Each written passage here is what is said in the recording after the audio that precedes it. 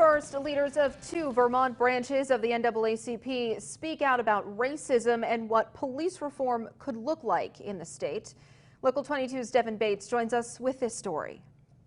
On the day of George Floyd's funeral, discussion around police reform continued locally and across the country. Stefan Gillum is president of the Windham Area NAACP. He said he hopes Floyd's emotional memorial serves as an awakening. I hope that they look at these people's words, they look at these visuals, they look at the amount of pain and hurt that has coursed through multiple people's bodies, regardless of their race, and then they note that it's time for structural change. Dozens of people called into Tuesday's Burlington Police Commission meeting demanding sweeping changes that include less funding for the police department and the firing of several officers with a history of excessive force. There's been pushback from local elected officials on defunding police departments, but Rutland area NAACP President Tabitha Moore believes there's other reforms that should have broad support. If and when we get law enforcement at the table with the community and with the legislature,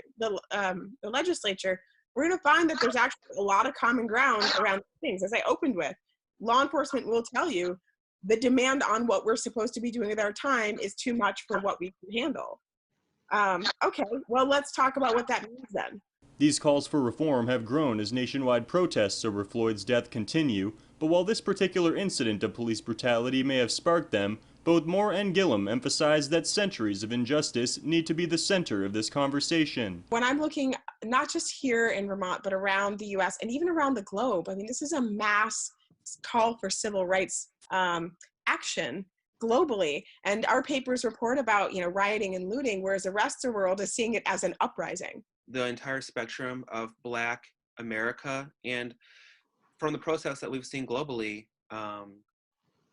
Black people worldwide, there needs to be a recognition of the collective trauma that we have gone through. Devin Bates, Local 22 News. Now, the Burlington Police Commission was scheduled to discuss an updated draft of the department's use of force policy tonight, but a lengthy public comment period delayed that part of the meeting. Devin Bates tells us from just after 6 p.m. to around 10:30 tonight.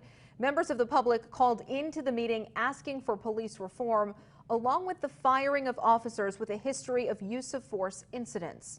Now, Deputy Chief John Murad said the policy the commission is planning to discuss tomorrow is very similar to the version presented to City Council earlier this year, so we will follow this story.